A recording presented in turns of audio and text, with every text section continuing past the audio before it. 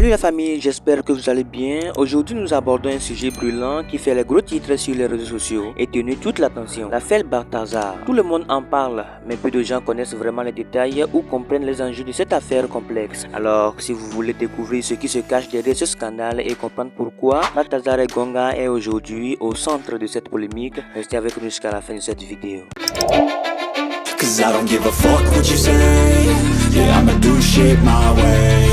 Balthazar Engonga, un nom aujourd'hui célèbre sur les réseaux sociaux, n'est pas une personnalité inconnue en Guinée équatoriale. Âgé de 54 ans, Balthazar est à la tête de l'Agence nationale d'investigation financière, une institution clé dans la lutte contre la criminalité financière et la fraude dans le pays. Dans ses fonctions, il est censé assurer l'intégrité économique du pays, traquer les crimes financiers et protéger les intérêts de la nation. Mais aujourd'hui, il est lui-même plongé dans un scandale d'une ampleur inédite qui secoue la Guinée équatoriale et au-delà. Tout a commencé il y a quelques jours lorsqu'une série d'accusations à la rencontre de Balthazar ont émergé sur internet, faisant rapidement le tour des réseaux sociaux. Des allégations selon lesquelles il aurait eu des relations intimes avec plus de 400 femmes sont apparues en plus de vidéos compromettantes qui ont été saisies lors d'une perquisition. Ces vidéos montrent Balthazar dans des scènes explicites avec des femmes influentes dont certaines seraient les épouses de hauts responsables de la Guinée équatoriale. Les détails sont choquants. Les vidéos enregistrées sur des CD montrent Balthazar en pleine intimité avec des femmes mariées, dont certaines sont les épouses de hauts fonctionnaires, notamment la femme du directeur général de la police et des épouses de ministres. Ces vidéos auraient été sauvegardées dans des lieux divers, y compris au sein même du bureau de Balthazar. Cette affaire ne touche donc pas seulement Balthazar, mais aussi de nombreuses personnalités publiques, rendant le scandale encore plus complexe et délicat. Alors, comment ces vidéos ont-elles fini par fuiter?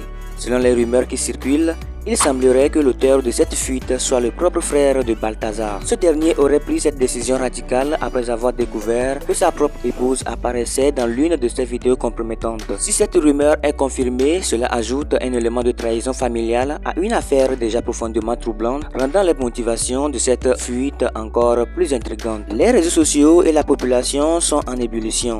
Certains expriment de la colère face à ce qu'ils considèrent comme une atteinte à l'intégrité des familles et des institutions.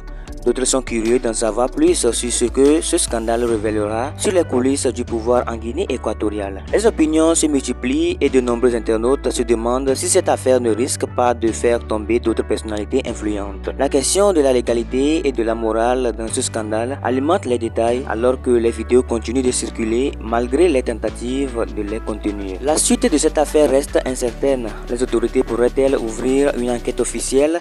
Y aura-t-il des sanctions pour les personnes impliquées? Les spéculations vont bon train et de nouvelles informations pourraient encore faire surface. Ce scandale pourrait bien être l'un des plus importants de ces dernières années et les conséquences risquent de se faire sentir à long terme. Alors famille, que pensez-vous de cette affaire de Balthazar? Croyez-vous qu'il y a plus à découvrir derrière cette affaire?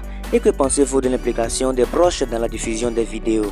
Dites-nous tout dans les commentaires. N'oubliez pas de liker, partager et de vous abonner pour rester informé des derniers développements sur cette affaire et bien d'autres. Merci d'être avec nous. On se retrouve à très bientôt pour une nouvelle vidéo. Ciao.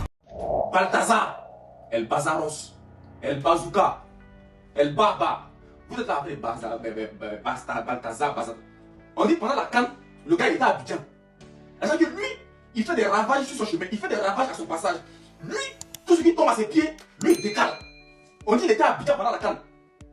Réveillez-vous, le message est clair. Lui, partout où il passe là, il laisse ses empreintes là-bas. Femme de policier, il laisse pas. Femme de son directeur, il laisse pas. Femme de procureur, il laisse pas. Femme de son frère, lui chicote. Une fois qu'il tient femme, seulement il te chicote. Là où tu viens seulement, lui ne cherche pas à comprendre, lui ne cache pas. Tout ce qui vient sur lui, la caisse. Donc on dit qu'il était à Abidjan. Dans les bois là qui connaissent Balthazar là. Quand vous ne voulez pas sortir, vous êtes en train de boire bien. Commencez à vous lever.